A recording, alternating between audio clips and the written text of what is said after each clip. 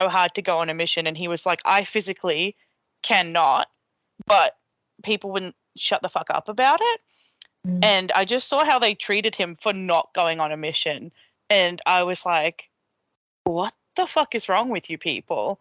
And then just again with girls, the way they talked about how, oh, I would only marry a return missionary, and just like the forcing of people to go on a mission. Sister Donna, we're looking at you. That was me. Yeah. It always pissed me off because I'm like, well, it's supposed to be a choice. And then just obviously there is a lot of sexism in the church, and well, I'm a woman, so that pissed me off. What are you talking about? There's no sexism in the church. Not at all. We hear you, Jay. It's totally equal. The men, they get the priesthood, they get leadership, and we get to have babies. Yay, I love having a uterus. It's my favorite thing ever. So cool. And so I have 2 gay siblings. My brother and my sister are both gay. And very close friends of mine are gay.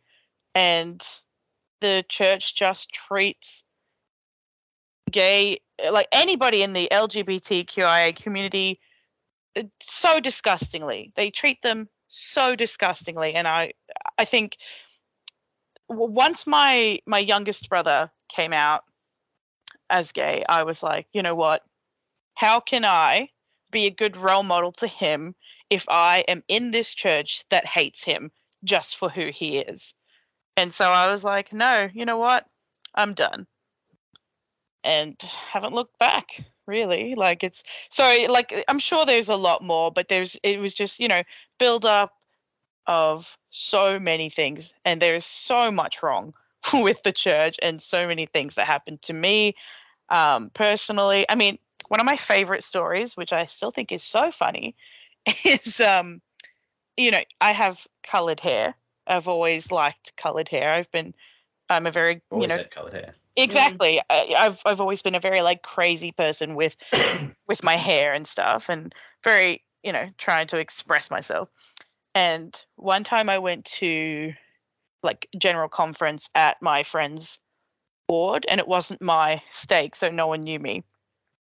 And I walk in and they're like, oh, have you ever been to general conference before? And I was like, bitch, what yes. I was like, yeah, only like every single one for the last 6 years. And they're like, oh. And I was like, yeah, listen, I have a fucking calling and all. Like, what? Like, and this was like me while I was doing mission prep and everything. And I was like, the expectations on women while also not allowing women to have higher responsibilities than being in fucking primary. It's the place. It's to be. Only women can look after children, don't you know? Like, plenty of exciting callings. Yep. So yeah, just the very obvious, blatant sexism. I've always been a feminist. Like, I swear I popped out the womb and I was like, fuck the patriarchy. So. Gonna go stab a bitch. Yeah, so it is very strange that I joined a religion willingly like this as a feminist, but I guess I like I said, had no friends. And also, I've only recently just been diagnosed with ADHD, but I realize now that I genuinely think joining the church was just a 10-year-long hyperfixation. Because I was obsessed. Like I said, I did like 100% attendance for seminary. I would always do my scripture masteries. My first 2 years, I think I got 100% on those. And I was just like so hardcore into the church. And it's very obviously a hyperfixation, which is why it didn't last, because it's all bullshit. So, yeah, it's great. It's nice that I know that now, but I wish I had known that before I joined. So an interesting point you were talking about, where they assumed that you weren't there because of your hair color. I guess, what other examples do you see in the church where people, I guess, treated you negatively or gossipy, or even other people that you sort of heard the gossip of? Oh, yeah. I mean, yes, I was going to mention this before and I forgot. When I was talking about girls in the church being like, oh, I'll only marry a returned missionary. Another one was like this, there was this guy that I knew of, and him and his wife had divorced and they had a kid together and everything. And then everybody was just like gossiping about it and being like, oh no, I wouldn't date him. He's divorced. Even though, right, they knew that the reason for the divorce was because the wife realized that she was a lesbian. And wow. so I was like, Classic Ross. Yeah, so I was like, good for her. Yeah. And how is that his fault? Like, He didn't have enough dick, obviously. yeah, obviously, because lesbians it's a choice. They just haven't found the right dick yet. Yeah. Obviously. It's a good one relating to dick. Disclaimer, that is a joke. For the record, what gossip did you hear about me when I left? I don't even know. Oh my God, tell me everything. I know. I'm trying to think because, like, so you said you left, 7 years ago? About 7 years ago. So let me think. I think you were there for my homecoming talk. Yeah, I think I was. Scheduled weeks later. I do think I remember being there because I think I remember. I don't know if we talked about it at the time, but I remember being like, why the fuck is he only giving it now? He's been home for so long. And so I thought that was really strange. But I don't think I ever really heard much gossip about you. I think it was more just people being like, I wonder why he's home. Yeah, I know. It is a shame because, like, I do live for the drama, so I live for the tea. More. The tea is hot. Yeah. But I also just have a terrible memory, so there could have been drama We'll find someone that can tell me all the tea. Yeah. But I want to know what they're saying about me. Ooh. About you, let's see. You had a bastard child. I know. Child out of wedlock. Yeah. I mean, I wonder if people gossip about me and my divorce. I mean, there's always gossip when it comes to a divorce, and there's always like, I feel like the blame is always on the woman for some reason. Oh yeah. Well, I am to blame. Yeah. I accept that. For That's not fine. hearkening unto your husband. Yeah, for not hearkening unto. Happens unto the Lord. Oh, yeah, I wanted to get counsel from God myself. Took it into your own hands. Yeah. Exactly, that is the feminist way. Yeah. No gossip, sadly, but yeah. So yeah, just a lot of assumptions from people. A lot of gossip just about everyone, and it's so funny because I'm pretty sure I remember in lessons there being like, gossiping is a sin. Yeah. And yet here they are. And I always felt very kind of ostracized from everyone because I was like a convert. Everyone is like for some reason it's such a big deal when you're a convert, and Muggle-born. Exactly. I was fucking Hermione. Filthy mudblood. Yeah. So like, I don't know, for example, like, because I started going when I was already in Young Women, so obviously I didn't know any primary songs because I never went to primary. Oh, no. Exactly. You don't know Popcorn Popping on the Apricot Tree? I didn't realize that was a Mormon thing until I was singing it to my kid, and then my mother-in-law, who isn't a member, was like, "What's that song?" And I was like, "It's Popcorn Popping." And then you're just having like flashbacks of nursery and PTSD. PTSD. No, I do know that song now. But like, Honestly, the greatest hit to ever come out of the Mormon church. Yeah. the only good thing to ever come out of the Mormon church is popcorn popping. Yeah. Popcorn remix.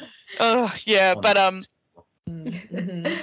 so it was weird, like, because people would just always be like, oh, you don't know that song? And I'm like, why would I know that song? Why would I know that song? Like, tell me. Yeah. And it was just like such judgment from people, and also like they knew that my dad smoked and he drank, and that like like, and obviously I wasn't sealed to my family, and that was like a big deal, and I just felt like garbage because I was like, oh, when they teach about it, they're like, well, if you're not sealed to your family, you'll never see them again. And I'm like, oh, that's fucking sick. Yeah, that's a fair point. Yeah. No, It's a lot of fear-based in... It is. It was seriously, there was so much trauma there because I cried about it like almost every week because like, I swear to God, every week they're teaching about getting sealed to your family or whatever. So like every time there was something, I would be so upset because I wasn't sealed to anybody, and I was like, I'm all alone. Like, and it was just really sad for me, and like, and I had no family to sit with, so sometimes I'd sit alone at church, but like mostly the members were nice, and I'd sit with other people and stuff. But like, it's so weird being like a 15-year-old, 16-year-old girl, like going to church by yourself, sitting alone. So weird. Yeah. Yeah, I don't think I could have handled that, honestly. Like, I remember a lot growing up in the church, particularly as a teenager, just having the thought that there's no way I would be part of the church, like, if I wasn't born into it. Because because I knew how different life in the church was, compared to like my friends from school and whatever. And I'm like, I can't imagine convincing any of my friends to come and join this crazy religion. Like the only way I think I would have, been okay with being in it was having been brought up in it and, learning it like my whole life, because, at that point, I was just like, well, the only reason I know it's true is because I've been part of it for so long, and I have built up this knowledge and this testimony, and that takes a long time.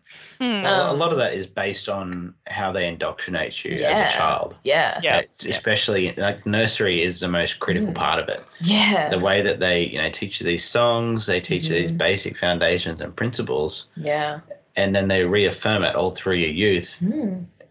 Without nursery, it would be so much less effective. Yeah. And I think and converts, I mean, in my experience, like when I, would meet other youth that came from less active families or were converts, like they just didn't stick around long, and they were, I don't know if it was necessarily that I think definitely like some of them weren't being included as much as they should have been.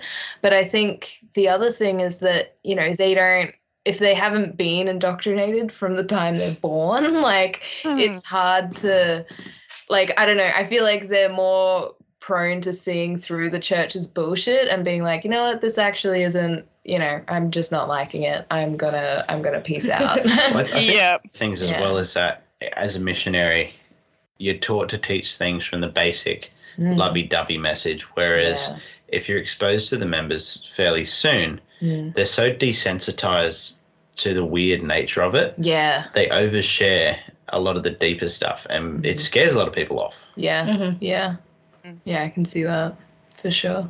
Yeah. That was my dad.